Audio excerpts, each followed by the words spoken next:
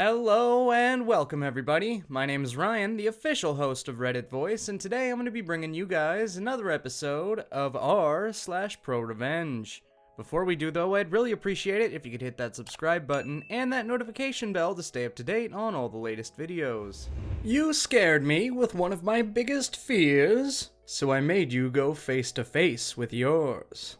Okay, so my cousin's a prankster. She likes telling jokes, and one of her favorites is during the holidays. She likes to tell my uncle her dad is coming to pick me up.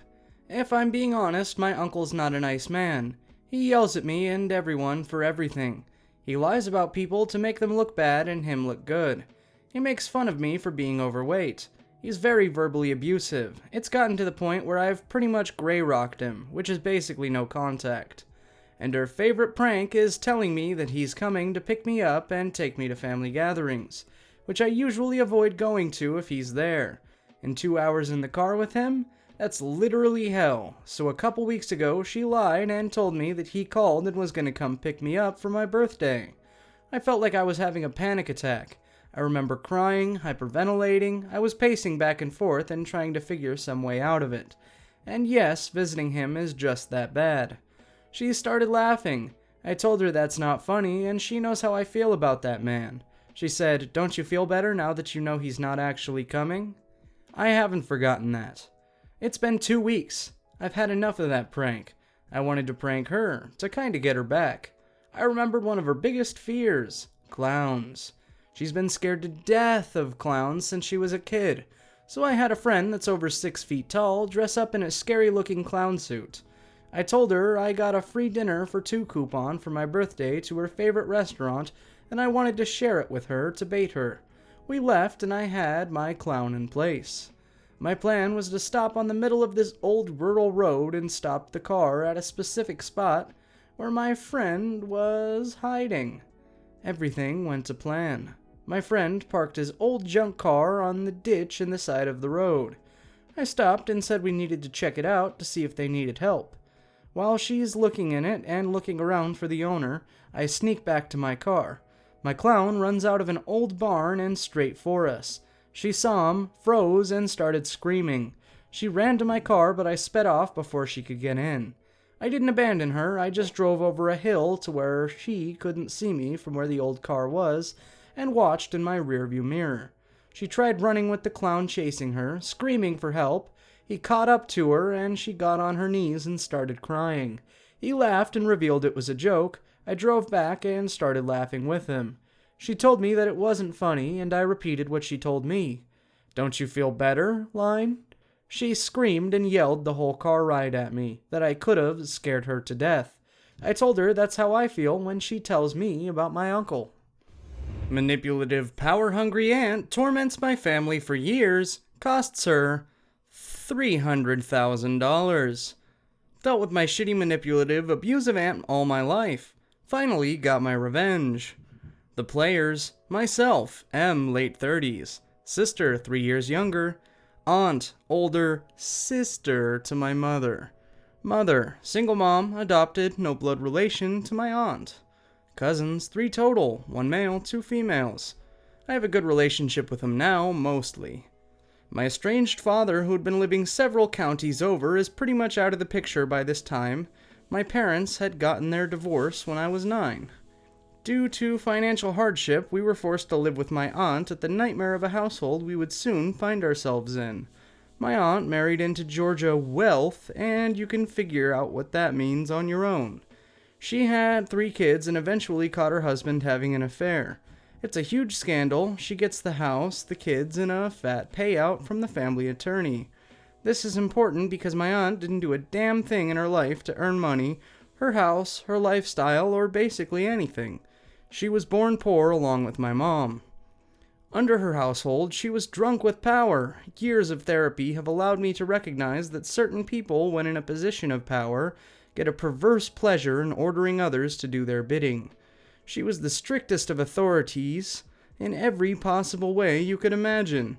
Chores had to be completed by an exact specific time. Vacuuming by 3:45.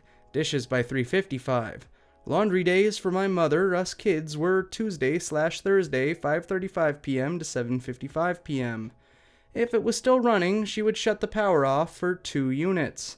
As we grew older, her own kids opted to stay with their father for full-time custody, and she had them on weekends. Even they couldn't stand when she was in charge of the house. As time passed, she got them less and less, opting for alternating weekends as high school activities took precedence over time with mother.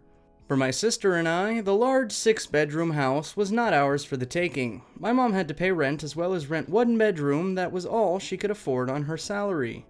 We had to share a bedroom until my 2nd year of high school. All the while, there was 1 spare unused bedroom available at all times. My aunt needed this for guests when they stayed over. Not one guest stayed there in the 10 years I was under that roof. Finally, the church we attended told my aunt to give up the spare bedroom so my sister can have her own room, as it was unhealthy for 2 teenagers to be sharing a room together like that.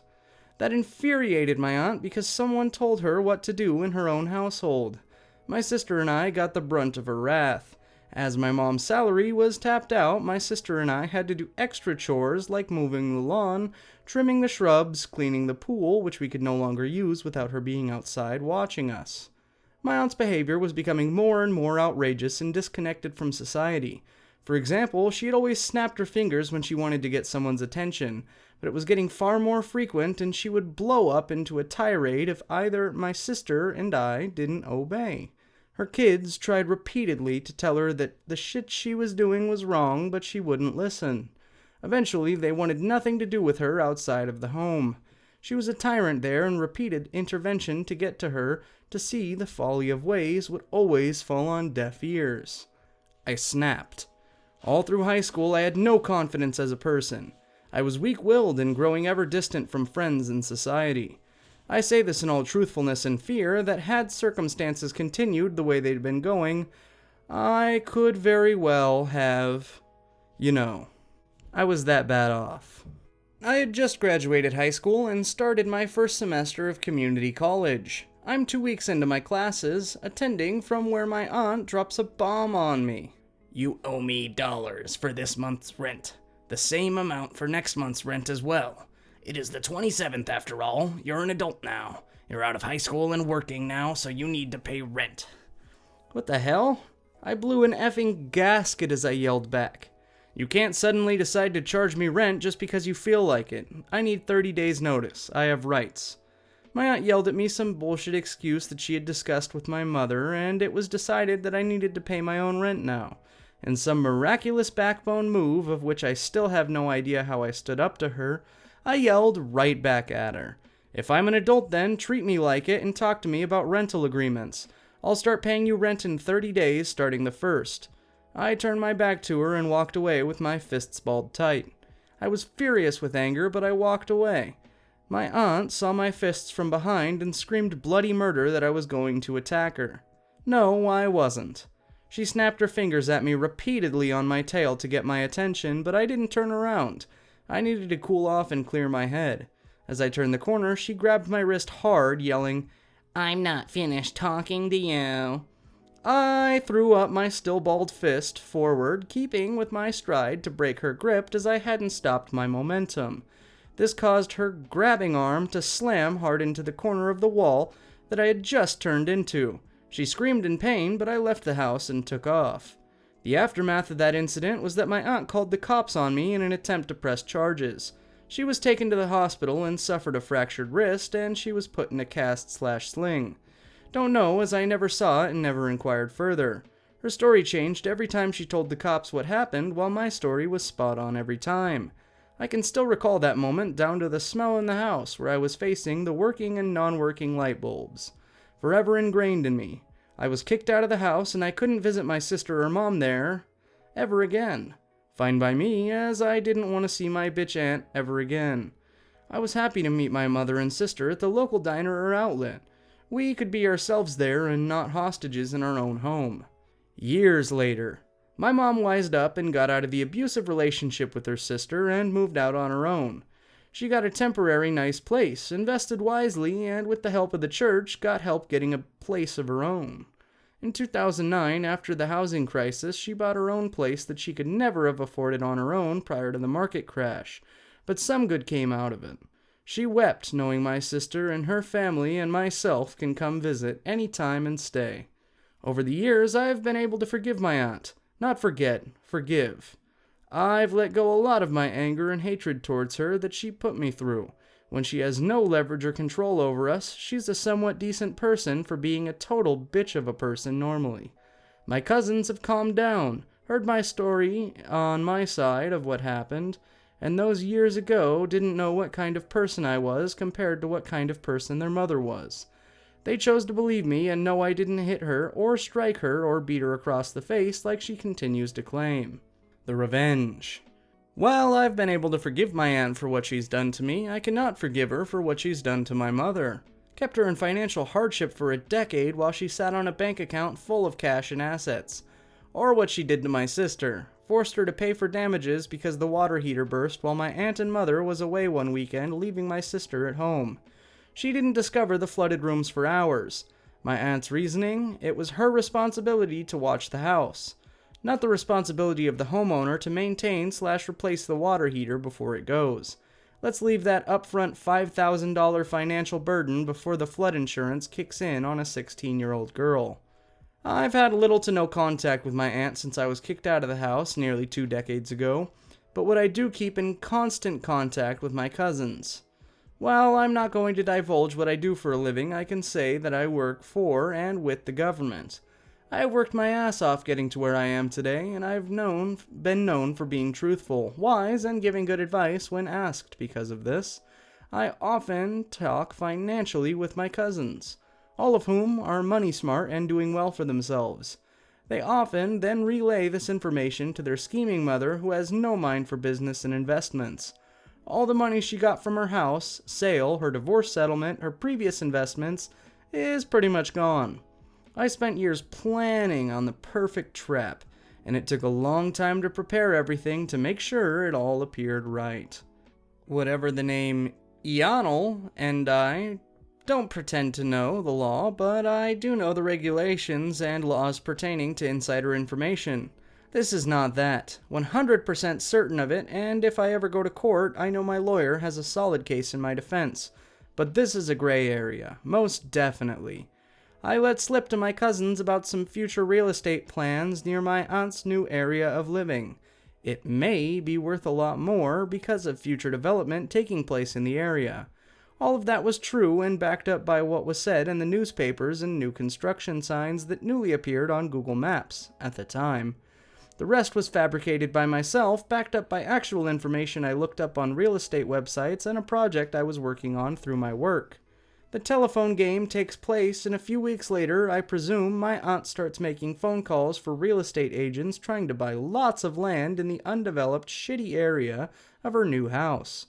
Over the course of a few months to half a year, she spends $300,000 of her last remaining savings on land, hoping it'll pay out in the area when it gets developed in the upcoming years. Only HUD/government/city doesn't have any plans to develop in those immediate areas. In fact, analysts showed that building in those areas was poor planning and would cost the taxpayers 2 to 3 times as much as the land was not environmentally sound. It was best to build about 6 miles away. This post was long overdue because it's been over 2 years since my aunt purchased that land and it's basically worthless. See, she won't sell the land until she gets at least the same price she paid for it, because she's the owner of that land. Can't tell her what to do on her own land. Sweet karma strikes in a way I couldn't possibly have foreseen. My cousin informed me that the value of the land has decreased significantly because it's not environmentally sound to build anything commercial there, but it's zoned for commercial use. Currently 3 of the 4 blocks of land she's purchased are just weed farms next to eyesore abandoned buildings or industrial complexes. Nobody can build on it, nor does anyone want to buy it. Sucks to be her. Best part is, my cousins have absolutely no idea that I set them up for their mother to take the fall. These environmental results are relatively new and the perfect cover to say why the project changed location 6 miles away. TLDR, Abusive aunt torments my family and myself for a decade and more. Decades later, I'm in a position to trick her into buying worthless land. Icing on the cake is that land can't be used for its intended purposes and is devalued significantly.